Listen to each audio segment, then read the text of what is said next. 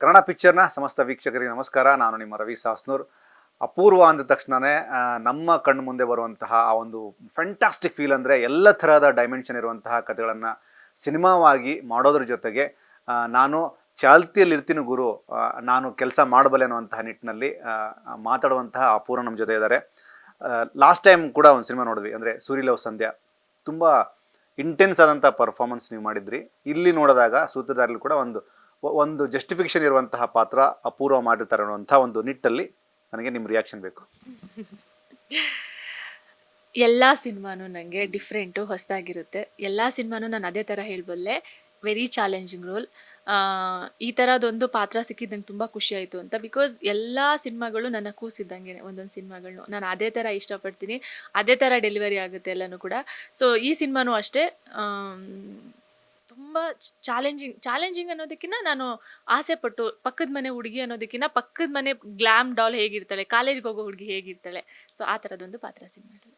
ಜೊತೆಗೆ ಕನಸು ಕಾಣುವಂತಹ ಕನಸುಗಾರನ ಜೊತೆ ಇಂಡಸ್ಟ್ರಿಗೆ ನೀವು ಹೆಜ್ಜೆ ಇಟ್ಟವ್ರು. ಅಂದರೆ ಎಷ್ಟು ಜನ ಹೀರೋಯಿನ್ಸ್ಗಳು ಅವ್ರ ಸಿನಿಮಾಗಳ ಮೂಲಕ ಲಾಂಚ್ ಆದಂಥವ್ರು, ದೊಡ್ಡ ದೊಡ್ಡ ಮಟ್ಟ ಹೆಸರು ಮಾಡಿದಂಥವ್ರು, ರವಿ ಸರ್ ಜೊತೆ ಹೆಜ್ಜೆ ಆಗದಂಥವ್ರು. ಅಪೂರ್ವ ಅನ್ನುವಂಥ ಸಿನಿಮಾನೇ ಬೇರೆ ಥರದ ಒಂದು ಮೈಂಡ್ ಸೆಟ್ಟನ್ನು ಕ್ರಿಯೇಟ್ ಮಾಡಿತ್ತು. ಒಂದ್ಸರಿ ಹಿಂಗೆ ಬ್ಯಾಕ್ ಹೋಗಿ ಬರೋದಾದರೆ ಇವತ್ತು ನಾನು ಏನು ಇಂಡಸ್ಟ್ರಿಯಲ್ಲಿದ್ದೀನಿ, ಇವತ್ತೇನು ಅಪೂರ್ವ ಅನ್ನೋ ಹೆಸರು ಇದೆ, ಅದು ರವಿ ಸರ್ ಕೊಟ್ಟಂಥ ಕೊಡುಗೆ. ನಾನು ಇವತ್ತೇನು ಸಿನಿಮಾದಲ್ಲಿ ಕಾಣಿಸ್ಕೋತೀನಿ, ಇವತ್ತೇನು ಸಿನಿಮಾದಿಂದ ಅನ್ನ ತಿಂತಾ ಇದ್ದೀನಿ, ಅದೆಲ್ಲ ಕ್ರೆಡಿಟ್ಸ್ ರವಿ ಸರ್ಗೆ ಹೋಗಬೇಕು. ಇವತ್ತೇನು ಒಂದೊಂದು ನೀವೇನೇ ಹೇಳ್ತಿದ್ದೀರಾ, ಒಂದೊಂದು ಸಿನಿಮಾದಲ್ಲಿ ಬೇರೆ ಬೇರೆ ಥರ ಕಾಣಿಸ್ತೀಯಾ, ಚೆನ್ನಾಗಿ ಮಾಡ್ತೀಯಾ ಅಂತ ಹೇಳಿದಾಗ, ಅವತ್ತು ಆಡಿಷನಲ್ಲಿ ರವಿ ಸರ್ ನನ್ನ ಸೆಲೆಕ್ಟ್ ಮಾಡ್ದಲ್ಲೇ ಇದ್ದಿದ್ರೆ ಇವತ್ತು ಇಷ್ಟು ವರ್ಷ ನಾನು ಸಿನಿಮಾ ಇಂಡಸ್ಟ್ರಿನಲ್ಲಿ ಇರ್ತಿರ್ಲಿಲ್ಲ. ಸೊ ಅವ್ರು ನನ್ನ ಇಂಡಸ್ಟ್ರಿಗೆ ತಂದಂಥ ಗುರು, ಗಾಡ್ ಫಾದರ್, ಎಲ್ಲ ಕ್ರೆಡಿಟ್ಸ್ ಮಾತೇ ಬರಲ್ಲ ನಂಗೆ ಅವ್ರ ಬಗ್ಗೆ ಹೇಳಬೇಕು ಅಂದರೆ. ಯಾವಾಗ ರವಿ ಸರ್ ಒಂದು ಸಿನಿಮಾ ಅನೌನ್ಸ್ ಮಾಡ್ತಾರೋ, ಆ ಸಿನಿಮಾದ ಹೆಸರು ಅಪೂರ್ವ ಅಂತ ಇಡ್ತಾರೋ, ಕೆಲವೊಂದು ಕಡೆ ನಿಮ್ಮ ಫೇಸ್ ಕರೆಕ್ಟಾಗಿ ಕಾಣಿಸ್ಲೇ ಇಲ್ಲ ಆಡಿಯನ್ಸ್ಗೆ. ಬರೀ ಒಂದಷ್ಟು ಕಡೆ ಈ ಹೇರ್ ಮೂಮೆಂಟ್ ಆಗಿತ್ತು, ಒಂದು ಪ್ರೊಫೈಲ್ ಶಾಟಲ್ಲಿತ್ತು. ಯಾವಾಗ ಸಿನಿಮಾ ಆಗಿ ಬಂತೋ ಅವಾಗ ಗೊತ್ತಾಯಿತು ಅಪೂರ್ವ ಅಂದರೆ ಓ ಇವರೇ ಅಂತ. ಈ ಥರದ ಒಂದು ಕ್ರೇಜ್ ಮೈಂಡ್ಸೆಟ್ಟನ್ನು ಹಾಗೆ ಫಿಕ್ಸ್ ಮಾಡಿ ಸಸ್ಟೇನ್ ಆಗಿ ಅದನ್ನು ರಿಸೀವ್ ಮಾಡಿದೆ ಗೊತ್ತಾ audience point of view. Ravi sir ಆ ಥ್ರಿಲ್ಲಿಂಗ್ ಮೂಮೆಂಟೇ ಬೇರೆ ಇತ್ತು. ನನಗೂ ಹಾಗೆ ಅನಿಸ್ತಿತ್ತು ಅವಾಗೆಲ್ಲ. ಬಟ್ ನನಗೆ ಸಿನಿಮಾ ಇಂಡಸ್ಟ್ರಿ, ನಂಗೆ ಸಿನಿಮಾ ಬ್ಯಾಕ್ಗ್ರೌಂಡ್ ಇಲ್ದಿರೋದ್ರಿಂದ ನಂಗೆ ಅವೆಲ್ಲ ಗೊತ್ತೇ ಆಗ್ತಾ ಇರಲಿಲ್ಲ. ಈ ಥರ ಆವಾಗ ನನಗೆ ಇನ್ಸ್ಟಾ, ಫೇಸ್ಬುಕ್ನಲ್ಲಿ ಅದರಲ್ಲೂ ಇರ್ತಾ ಇರಲಿಲ್ಲ. ಸರ್ ಫೋಟೋಸ್ ಎಲ್ಲ ಬಿಡಬೇಕಾದ್ರೆ ನಾನು ಅನ್ಕೋತಾ ಇದ್ದವು, ನನ್ನ ಫೋಟೋ ಇವತ್ತು ಬರ್ತಿದ್ದಾರೆ, ನಾಳೆ ಬಿಡ್ತಿದ್ದಾರೆ ಅಂತ ಹೇಳಿ. ಸೊ ಅವೆಲ್ಲ ಚೆನ್ನಾಗಿತ್ತು, ಇವತ್ತು ನೆನೆಸ್ಕೊಂಡ್ರು ತುಂಬಾ ಚೆನ್ನಾಗಿತ್ತು ಅವೆಲ್ಲ. ನನ್ನ ಎಕ್ಸ್ಪೀರಿಯೆನ್ಸು, ನನ್ನ ಕಲಿಕೆಯ ದಿನಗಳು, ಈಶ್ವರಿ ಪ್ರೊಡಕ್ಷನ್ಸಲ್ಲಿ ಕಲ್ತಂಥ ಹುಡುಗಿ. ಎಲ್ಲೇ ಇವತ್ತು ನೋಡಿದ್ರು ನನಗೆ ರವಿ ಸರ್ ಗರಡಿಯಲ್ಲಿ ಇದ್ದಿದ್ದು ಹುಡುಗಿ ಅಂತ ಹೇಳ್ತಾರೆ. ಅಂದರೆ ಅವ್ರ ಪ್ರೊಡಕ್ಷನಲ್ಲಿ ಬೆಳೆದಂಥ ಹುಡುಗಿ. ಸೊ ಇವತ್ತು ಏನೇ ಹೆಸರು ಮಾಡಿರೋದ್ರಿಂದನೂ ಆ ಒಂದು ಪ್ರೊಡಕ್ಷನಿಂದ ಬಂದಿರೋದ್ರಿಂದ ಅದನ್ನು ಅವ್ರು ರಿವೀಲ್ ಈ ಥರ ಮಾಡಿದ್ದಾರೆ. ಇವತ್ತು ಅದಕ್ಕೆ ನನಗೆ ಒಳ್ಳೊಳ್ಳೆ ಸಿನಿಮಾಗಳ ಆಪರ್ಚುನಿಟಿ ಸಿಗ್ತಾ ಇದೆ. ನಾನು ನೀವು ಜಸ್ಟ್ ಈಶ್ವರಿ ಅಂತ ತಕ್ಷಣ ನನ್ನ ಕಣ್ಮುಂದೆ ಬಂದಿದ್ದು ಈ ಕಡೆ ಈಶ್ವರಿ, ಈ ಕಡೆ ವಜ್ರೇಶ್ವರಿ. ಅಂದರೆ ನಿಮ್ಮ ಸಿನಿಮಾದ ಇವೆಂಟ್ಗೆ ಶಿವಣ್ಣ ಬರ್ತಾ ಇದ್ದ ಒಂದೇನೋ ಹಿಂಟ್ ಕೊಟ್ಟರು ನವರಸನ್. ಅಂದರೆ ವಜ್ರೇಶ್ವರಿಯ ಒಂದು ಸಂಸ್ಥೆಯ ಭಾಗವಾಗಿ ಶಿವಣ್ಣ, ಈ ಕಡೆ ಈಶ್ವರಿಯ ಸಂಸ್ಥೆಯ ಭಾಗವಾಗಿ ರವಿ ಸರ್ ಕಡೆಯಿಂದ ಇಡೋದಂಥವ್ರು. ಈ ಥರದ ಮಿರಾಕಲ್ಗಳು, ಈ ಥರ ದೊಡ್ಡ ದೊಡ್ಡ ಲೆಜೆಂಡ್ಗಳ ಜೊತೆ ಹೆಜ್ಜೆ ಹಾಕಿದ್ದು, ಅವ್ರ ಜೊತೆ ಕೆಲಸ ಮಾಡಿದ್ದು ಒಬ್ಬ ಆರ್ಟಿಸ್ಟ್ ಆಗಿ ಎಷ್ಟು ಎನರ್ಜಿ ಕೊಡುತ್ತೆ ಅಪೂರ್ವಗೆ. ಅಂದರೆ ಎಲ್ಲ ಕಲಿಕೆನೆ. ನಾವು ಸಿನಿಮಾನೇ ಪ್ರಾಣ, ಸಿನಿಮಾನೇ ಉಸಿರು ಅಂತ ಎಲ್ಲ ಸಿನಿಮಾದವರು ಹೇಳಬೇಕಾದ್ರೆ, ಸೊ ನನಗೂ ಅಷ್ಟೇ. ನಾವು ಯಾರೇ ಒಬ್ಬರು ಹೊಸಬರಾಗಲಿ ಇಲ್ಲ ಲೆಜೆಂಡ್ರಿ ಆ್ಯಕ್ಟರ್ ಜೊತೆ ಕೆಲಸ ಮಾಡಿದಾಗ ನನಗೆ ಧೈರ್ಯ ಕೊಡುತ್ತೆ, ಶಕ್ತಿ ಕೊಡುತ್ತೆ. ನಾನೇನಾದರೂ ಇಲ್ಲಿ ಸಾಧನೆ ಮಾಡಬೇಕು, ನನ್ನನ್ನು ನಾನು ಪ್ರೂವ್ ಮಾಡ್ಕೋಬೇಕು. ಆಲ್ರೆಡಿ ಸಿನಿಮಾ ಇಂಡಸ್ಟ್ರಿ ಬಂದಾಗ್ಬಿಟ್ಟಿದೆ, ನನಗಿನ್ನು ಬೇರೆ ಏನೂ ಗೊತ್ತಿಲ್ಲ. ಕಣ್ಣು ಮುಚ್ಚಿದ್ರು ಕಣ್ ತೆಗೆದ್ರು ಸಿನಿಮಾ ಅಷ್ಟೇ. ಸೊ ಸಿನಿಮಾದ ನಾನು ಪ್ರೂವ್ ಮಾಡ್ಕೋಬೇಕು, ಜನಗಳಿಗೆ ಹತ್ರ ಆಗಬೇಕು, ಜನಗಳ ಪ್ರೀತಿ ಗಳಿಸ್ಬೇಕು. ಅದಕ್ಕೋಸ್ಕರ ಇವತ್ತು ನಾವು ಸಿನಿಮಾ ಹಗಲು ರಾತ್ರಿ ಕೆಲಸ ಮಾಡ್ತಿದ್ದೀವಿ. ಪ್ಲಸ್ ನಮಗೂ ಒಳ್ಳೇದಾಗಬೇಕು, ಜನಗಳಿಗೆ ತುಂಬ ಹತ್ರ ಆಗಬೇಕು ಅನ್ನೋ ಒಂದು ಕಾರಣಕ್ಕೆ ಕೆಲಸ ಮಾಡ್ತಾ ಇರ್ತೀವಿ. ಸಿನಿಮಾ ಬರೋಕ್ಕಿಂತ ಮುಂಚೆ ಅಪೂರ್ವ ಅಂದರೆ ತುಂಬ ಜನ ದೊಡ್ಡ ದೊಡ್ಡ ಲೆಜೆಂಡ್ರಿ ಹೀರೋಯಿನ್ಗಳನ್ನು ನೋಡಿರ್ತೀರಿ, ಅವ್ರ ಪರ್ಫಾರ್ಮೆನ್ಸ್ ನೋಡಿರ್ತೀರಿ, ಸ್ಕ್ರೀನ್ ಮೇಲೆ ಅವ್ರನ್ನ ನೋಡಿ ವಿಜುವಲ್ ಹೊಡೆದಿರ್ತೀರಿ, ವಾವ್ ಫ್ಯಾಕ್ಟರ್ ಎಲ್ಲ ಆಗಿರುತ್ತೆ.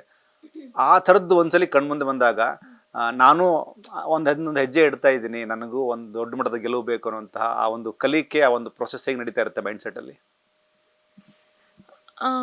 ನಾನು ಮಾಡಿರೋವಂಥ ಸಿನಿಮಾಗಳಲ್ಲಿ ನನಗೆಲ್ಲನೂ ಸೂಪರ್ ಡೂಪರ್ ಹಿಟ್ ಸಿನಿಮಾ ಅಂತಲೇ ಇವತ್ತು ಅಂದ್ಕೊಳ್ಳೋದು. ಏಕೆಂದರೆ ನನಗೆ ರವಿ ಸರು ನಂದು ನೆಕ್ಸ್ಟ್ ಸಿನಿಮಾದಲ್ಲಿ, ಗೌರಿಶಂಕರ ಸಿನಿಮಾದಲ್ಲಿ ಒಂದಿನ ಒಂದು ಸೀನಿಗೆ ರವಿ ಸರೇ ಚಪ್ಪಾಳೆ ಹೊಡಿತಾರೆ.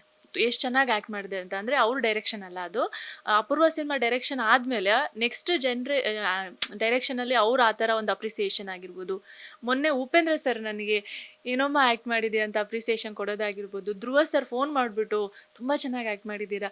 ಸೊ ಇದೆಲ್ಲ ನನ್ನ ಟ್ಯಾಲೆಂಟ್ನ ನಾನು ಪ್ರೂವ್ ಮಾಡ್ಕೋತಾ ಇದ್ದೀನಿ. ನನ್ನ ಟ್ಯಾಲೆಂಟ್ನ ನಾನು 100% ನಾನು ಕೊಡ್ತಾ ಇದ್ದೀನಿ. ನಾನು ಕೆಲಸ ಮಾಡಿದ್ರಲ್ಲಿ ನನಗೆ ಅದು ಸ್ಯಾಟಿಸ್ಫೈಡ್ ಇದೆ. ನಾನು ಕೆಲಸ ಮಾಡೋದಕ್ಕೆ ನಾನು ಖುಷಿ ಆಗಬೇಕು, ನನಗೆ ಸ್ಯಾಟಿಸ್ಫೈಡ್ ಸಿಗಬೇಕು. ಇದೊಂದು ನನಗೆ 100% ಜನಗಳಿಗೆ ಕೊಡ್ತೀನಿ. ಅದು ಥಿಯೇಟ್ರಲ್ಲಿ ಪ್ರೂವ್ ಮಾಡೋದು, ಇಲ್ಲ ಒಂದು ಪ್ರಮೋಷನ್ ಸರಿಗೆ ಮಾಡ್ದಲೇ ಇರ್ಬೋದು, ಇಲ್ಲ ಜನಗಳಿಗೆ ಅದು ರೀಚ್ ಆಗ್ದಲೇ ಇರ್ಬೋದು, ಒಂದೊಂದು ಆ ಥರ ಪ್ರಾಬ್ಲಮ್ಸ್ ಇರುತ್ತೆ. ಬಟ್ ನನ್ನ ಕಡೆಯಿಂದ 101% ನಾನಂತೂ ಕೊಡಬಲ್ಲೆ. ಜನಗಳಿಗೆ ಹೇಗೆ ಹತ್ರ ಆಗಬೇಕು, ನನ್ನ ಟ್ಯಾಲೆಂಟ್ನ ಹೇಗೆ ಪ್ರೂವ್ ಮಾಡ್ಕೋಬೇಕು. ಆಲ್ರೆಡಿ ಹೊಗಳ್ತಿರೋದ್ರಿಂದ ನನಗೆ ಇನ್ನೂ ಡೇ ಬೈ ಡೇ ಇನ್ನೂ ಭಯ ಆಗುತ್ತೆ, ಜವಾಬ್ದಾರಿ ಜಾಸ್ತಿ ಆಗ್ತಿರುತ್ತೆ, ಇನ್ನೂ ಕೆಲಸ ಮಾಡಬೇಕು, ಹಾಗೆ ಮಾಡಬೇಕು, ಹೀಗೆ ಹೋಗಬೇಕು ಅಂತ ಹೇಳಿ. ಸೊ ಆ ನಿಟ್ಟಿನಲ್ಲಿ ಇದ್ದೀನಿ. ನೋಡೋಣ. ಇಲ್ಲಿ ತನಕ ಕನ್ನಡ ಇಂಡಸ್ಟ್ರಿ ಬಹಳಷ್ಟು ಶ್ರೇಷ್ಠ ಮಟ್ಟದ ನಾಯಕರನ್ನ ನಾವು ನೋಡಿದ್ದೀವಿ. ಅವರೆಲ್ಲರ ಜರ್ನಿ ನೋಡಿದಾಗ್ಲೂ ಒಂದೊಂದು ದೊಡ್ಡ ದೊಡ್ಡ ಸಾಹಸ. ಒಂದು ಸಿನಿಮಾ ಎವರೇಜಾಗಿ ಹೋದ್ರು ಮತ್ತೊಂದು ಸಿನಿಮಾದ ಗೆಲುವಿಗಾಗಿ ಓಡಾಡ್ತಿರ್ತಾರೆ. ಈ ಥರದ ಒಂದು ಕನ್ವಿನ್ಸಿಂಗ್ ಆಗಿರುವಂಥ ಒಂದು ಫ್ಯಾಕ್ಟ್ರಿಗಳು ನಿರಂತರವಾಗಿ ನಿಮ್ಮ ತಲೆ ಓಡ್ತಾ ಇರ್ತಾವಲ್ಲ, ಇದಕ್ಕಿಂತ ಇದು ಬೆಟರ್ ಆಗಬೇಕು ಅಂತ. ರಿಲೀಸ್ ಆಗೋ ಟೈಮಲ್ಲಿ ಈ ಸಿನಿಮಾ ಬೆಟರ್ ಸೂಪರ್ ಡೂಪರ್ ಆಗಬೇಕು ಅಂತಲೇ ಅನಿಸುತ್ತೆ. ಯಾವ ಸಿನಿಮಾ ರಿಲೀಸ್ ಆಗೋದು ಅದು ಜನಗಳಿಗೆ ಹತ್ರ ಆಗಬೇಕು, ಸಖತ್ತಾಗಿ ಹೋಗಬೇಕು ಅಂತಲೇ. ಯಾಕೆಂದರೆ ಪ್ರೊಡ್ಯೂಸರ್ ಜೇಬ್ ತುಂಬಬೇಕು ಮೇಯ್ನ್ಲಿ. ಯಾಕೆಂದರೆ ಅವ್ರು ಅಷ್ಟು ಕಷ್ಟಪಟ್ಟು ನಮ್ಮನ್ನು ಹೀರೋಯಿನ್ ಆಗಿ ಅವರು ನಮಗೊಂದು ಚಾನ್ಸ್ ಕೊಟ್ಟಿದ್ದಾರೆ ಅಂದಾಗ ಆ ಸಿನಿಮಾ ಅವರಿಗೆ ಬಾಕ್ಸ್ ಆಫೀಸಲ್ಲಿ ಚೆನ್ನಾಗಿ ಆಗಬೇಕು, ದುಡ್ಡು ಮಾಡಬೇಕು. ಫಸ್ಟು ಅವ್ರಿಗೆ ಖುಷಿ ಆಗಬೇಕು. ಪ್ರೊಡ್ಯೂಸರ್ ಖುಷಿ ಆದರೆ ಕನ್ನಡ ಇಂಡಸ್ಟ್ರಿನಲ್ಲಿ ಒಳ್ಳೊಳ್ಳೆ ಸಿನಿಮಾಗಳಂತೂ ಬರೋದು ಗ್ಯಾರಂಟಿ. ಇವಾಗ ಏನಾಗ್ತಿದೆ, ಈ ಜನಗಳು ಜಾಸ್ತಿ ಪ್ರೊಡ್ಯೂಸರ್ಸ್ ಜಾಸ್ತಿ ಸಿನಿಮಾ ಮಾಡ್ತಾ ಇರೋದ್ರಿಂದಲೋ ಇಲ್ಲ ಥಿಯೇಟರಿಗೆ ಒಳ್ಳೊಳ್ಳೆ ಸಿನಿಮಾಗಳು ಬರ್ತಿಲ್ಲ ಅಂತ ಹೇಳ್ತಿದ್ದಾರೆ. ಅದು ಏನೋ ಒಂದು ಗೊತ್ತಾಗ್ತಿಲ್ಲ ನಮಗೆ. ಬಟ್ ಒಂದು ಒಳ್ಳೆ ಸಿನಿಮಾ ಬರಬೇಕು, ಜನಗಳು ಥಿಯೇಟರ್ ಕಡೆ ಬರಬೇಕು. ಹಾಗೆ ಸೂತ್ರಧಾರಿಯ 2 ಹಾಡಲ್ಲಿ 1 ಹಾಡಲ್ಲಿ ನೀವು ವಾವ್ ಅಂತ ಮಿಂಚಿದ್ರೆ, ಮತ್ತೊಂದರಲ್ಲಿ ಸಂಜನಾ ಮಿಂಚ್ತಾರೆ. ಈ ಸ್ಕ್ರೀನ್ ಅಪಿಯರೆನ್ಸೇ ಒಂದು ದೊಡ್ಡ ಮಟ್ಟದ ಚಾಲೆಂಜ್. ಅಂದರೆ ಏನೋ ಆದ್ರೂ ಒಂದು ಡಿಫ್ರೆಂಟಾಗಿ ಮಾಡಕ್ಕೆ ಹೊರಟಿರ್ತೀರಿ. ಅದ್ಭುತವಾಗಿ ಹಿಂದಿನ ಸಿನಿಮಾದಲ್ಲಿ ಡ್ಯಾನ್ಸ್ ಮಾಡಿದ್ರು ಮತ್ತೊಂದು ಸಿನಿಮಾದಲ್ಲಿ ಅದಕ್ಕಿಂತ ಚೆನ್ನಾಗಿ ಆಗಬೇಕು. ನಿಮ್ಮ ಸಾಂಗ್ ಕೂಡ ತುಂಬ ಟ್ರೆಂಡ್ ಆಗಿದೆ. ಟ್ರೆಂಡಿಂಗಲ್ಲಿ ಬರಬೇಕು ಅಂದರೆ ಸೂತ್ರಧಾರಿ ಮೇ 9th ನೋಡಬೇಕು. ಎಲ್ಲ ಸಿನಿಮಾನೂ ಅಷ್ಟೇ, ಡ್ಯಾನ್ಸು, ಸಾಂಗು, ಆಮೇಲೆ ಫಸ್ಟ್ ಡೇ ಶೂಟು, ಹೊಸ ಹೀರೋ ಅಂತ ಹೇಳಿದಾಗ ಮೈಯೆಲ್ಲ ಜುಮ್ ಅನ್ನುತ್ತೆ, ಭಯ ಆಗ್ತಿರುತ್ತೆ, ಹೇಗಪ್ಪ ಅವ್ರಿಗೆ ಮಾಡೋದು, ಏನಪ್ಪ ಮಾಡೋದು ಅಂತ ಹೇಳಿ.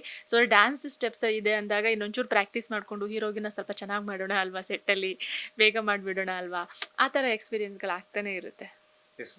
2-3 ದಿವಸದಿಂದ ಅಂದರೆ ಎಲ್ಲ ಕಲಾವಿದರಿಗೆ, ಎಲ್ಲ ತಂತ್ರಜ್ಞರಿಗೆ, ಇಡೀ ಸಿನಿಮಾ ಇಂಡಸ್ಟ್ರಿಗೆ ಕಾಡದಂಥ ಒಂದು ಅಂದರೆ ಪಹಲ್ಗಾಮಲ್ಲಿ ಒಂದು ಟೆರರಿಸ್ಟ್ ಅಟ್ಯಾಕ್ ಆಗುತ್ತೆ. ಅಂದರೆ ಅಮಾಯಕವಾಗಿ ಒಂದು ಜನ ಸತ್ತೋಗ್ತಾರೆ.